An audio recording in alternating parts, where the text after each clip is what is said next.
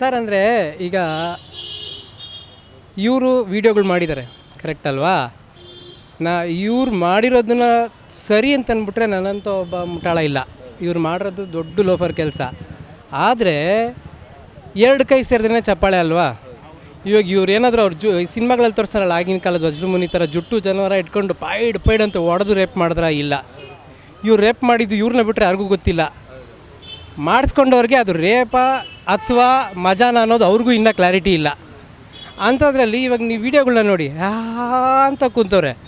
ಅಂದರೆ ಇವಾಗ ಅವರು ಎಂಜಾಯ್ ಮಾಡ್ಕೊಂಡು ಇದ್ದುಬಿಟ್ಟು ಅವ್ರಿಗೆ ಏನೇನು ಬೇಕೋ ಅದೆಲ್ಲ ತೊಗೊಂಡ್ರು ಏನೋ ನನಗೆ ಗೊತ್ತಿಲ್ಲ. ಅದ್ರ ಬಗ್ಗೆ ಆಸ್ತಿ ಪಾಸ್ತಿ ಮಾಡ್ಕೊಂಡ್ರು, ಸೈಟ್ಗಳು ತೊಗೊಂಡ್ರು, ದುಡ್ಡುಗಳು ತೊಗೊಂಡ್ರೆ ನಮಗೆ ಗೊತ್ತಿಲ್ಲ. ಒಟ್ಟಿನಲ್ಲಿ ಆ ವೀಡಿಯೋಗಳು ನೋಡಿದ್ರೆ ಅವ್ರು ಯಾರೂ ರೇಪ್ ಮಾಡಿಸ್ಕೊಂಡವ್ರ ಥರ ಇಲ್ಲ. ಒನ್ ಮೋರ್ ಕೇಳ್ದಿರಂಗೆ ಐತೆ, ಒನ್ ಮೋರ್ ಅಂತ. ಹಂಗಿರುವಾಗ ಇದನ್ನು ಹೆಂಗೆ ರೇಪು ಅನ್ನೋದು ಅಲ್ವಾ? ಇದು ಇನ್ಸ್ಟಾಗ್ರಾಮಲ್ಲಿ ರೀಲ್ಗಳು ಮಾಡ್ದಂಗೆ ಮೋಸ್ಟ್ಲಿ ಇದು ಒಂದು ರೀಲು ಅಂತ ಅನ್ಕೊಬೇಕಷ್ಟೇ. ಈ ಸೆಕ್ಸ್ ರೀಲ್ ಅಂತ ಅನ್ಕೊಬೇಕು. ಯಾಕೆಂದರೆ ಅಲ್ಲಿ ಯಾರೂ ಅಳ್ತಾ ಇಲ್ಲ. ಇವಾಗ ರೇಪ್ ಅಂದರೆ ಹೆಂಗಿರ್ತದೆ, ಮಖಮೂತಿ ಎಲ್ಲ ಬ್ಲಾಸ್ಟ್ ಆಗ್ಬಿಟ್ಟಿರ್ಬೇಕು ಅಲ್ವಾ? ಅವ್ರುಗಳೆಲ್ಲ ಮೇಕಪ್ ಹಾಕ್ಕೊಂಡಿರೋದು ಹಂಗೆ, ಲಿಪ್ಸ್ಟಿಕ್ ಎಲ್ಲ ಹಂಗಂಗೆ ಇದೆ, ಎಲ್ಲ ಸ್ಮೈಲ್ ಮಾಡ್ಕೊಂಡು ಕೂತ್ಕೋರು. ಇದು ಹೆಂಗಿದು ರೇಪು ನಂಗೆ ಅರ್ಥ ಆಗ್ತಿಲ್ಲ. ಇವಾಗ ಕೆಲವ್ರು ಹೇಳ್ತಾರೆ ನಮ್ಮ ಮೇಲೆ ದೌರ್ಜನ್ಯ ನಡೀತು, ನಮ್ಮನ್ನು ಯೂಸ್ ಮಾಡಿಕೊಂಡ್ರು ಅಂತಾರೆ. ಸರಿನಪ್ಪ, ಆಯಿತು. ಫಸ್ಟ್ ಆಫ್ ಆಲ್ ಇದನ್ನು ನೀವು ನಾನು ಸಮರ್ಥಿಸ್ಕೋತಾ ಇದ್ದೀನಿ ಅಂತ ದಯವಿಟ್ಟು ಹೇಳ್ಬಿಡಿ. ಯಾಕೆಂದರೆ ಅವ್ರು ಮಾಡೋ ದೊಡ್ಡ ಲೋಫರ್ ಕೆಲಸ. ಬಟ್ ನನ್ನ ಪಾಯಿಂಟು, ಇವಾಗ ಅವರು ಆ ಹುಡುಗಿರು ಆ ವೀಡಿಯೋಗಳನ್ನ ನೋಡಿದ್ದೀನಲ್ಲ, ಎಲ್ಲ ನಗ್ನಕೊಂಡವ್ರೆ, ಮೇಕಪ್ ಹಾಕ್ಕೊಂಡು, ಲಿಪ್ಸ್ಟಿಕ್ ಬಳಕೊಂಡು, ಮೇಕಪ್ ಹಾಕ್ಕೊಂಡು. ಇವಾಗ ಪ್ರಜ್ವಲ್ ರೇವಣ್ಣ ಅವರು ಬರಬೇಕು ಬೆಂಗಳೂರಿಗೆ, ಅವರು 4-5 ದಿನದಿಂದ ಬರ್ತೀನಿ ಅಂತ ಗಾಳಿಪಟ ಹಾರಿಸ್ತವ್ರೆ. ಇವ್ರಿಗೂ ಗೊತ್ತು. ಇವಾಗ ನಿನ್ನೆ ವೀಡಿಯೋ ನಾನು ನೋಡ್ತಿದ್ದೆ, ಪ್ರಜ್ವಲ್ ರೇವಣ್ಣ ಅವರು ಬರ್ತಿದ್ದಂಗೆ ಅವ್ರನ್ನ ಅರೆಸ್ಟ್ ಮಾಡೋಕ್ಕೆ ಕಾಯ್ತಿದ್ದಾರೆ ಅಂತ ಅಂದ್ಬಿಟ್ಟು. ಅವ್ನು ಬರ್ತಿರೋದೇ ನಿಮ್ಮನ್ನು ಮೀಟ್ ಮಾಡೋಕ್ಕಯ್ಯ, ಇನ್ನೇನು ಬದನೇಕಾಯಿ ನೀನು ಹೋಗಲ್ಲ ಅರೆಸ್ಟ್ ಮಾಡೋದು. ಏನು ಅವ್ರು ಅರ್ಧ ಮುಖ ಕಾಣಿಸಿದ್ರು ಹೋಗಿ ಅವ್ರು ಕತ್ತಿನ ಪಟ್ಟಿ ಇಟ್ಕೊಂಡು ಅರೆಸ್ಟ್ ಮಾಡ್ತೀವಿ. ಅವ್ನು ಬರ್ತಿರೋದೇ, ನೀನು ಬೇಡ ಅಂದ್ರೂ ಗಾಡಿ ಹಾಕ್ಕೊಂಡು ಓಲಾ ಮಾಡ್ಕೊಂಡು ನಿಮ್ಮ ಆಫೀಸ್ಗೆ ಬರ್ತಾರೋದು ಅವನು.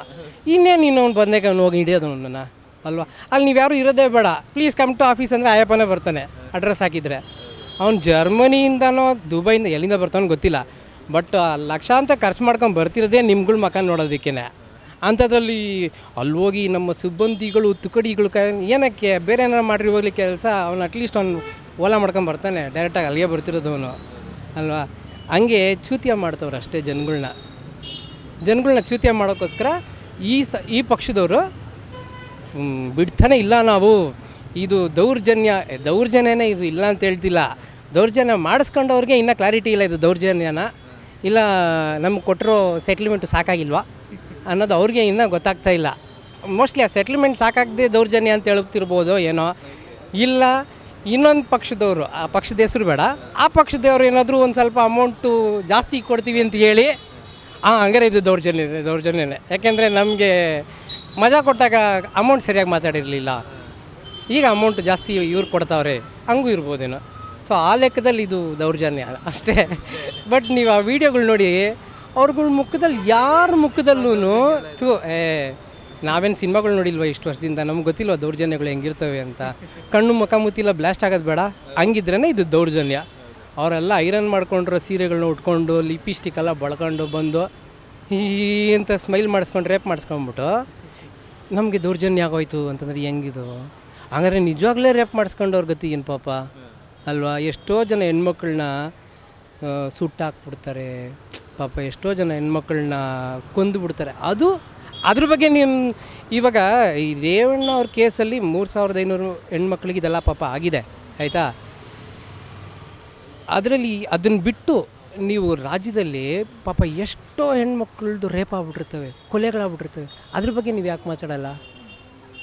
ಅವ್ರ ತಂದೆ ತಾಯಿಯಂದರು ಬಂದು ಇಷ್ಟೆಲ್ಲ ಹೋರಾಡೋ ಶಕ್ತಿ ಇರಲ್ಲ ಅವ್ರಿಗೆ, ಅದನ್ನ ಹಂಗೇ ಮುಚ್ಚಾಕ್ಬಿಡ್ತಾರೆ, ನಿಮಗೆ ಕಿತ್ತಾಕಕ್ಕೆ ಬೇರೆ ಕೆಲಸಗಳಿದ್ದಾವೆ ಅಂದ್ಬಿಟ್ಟು.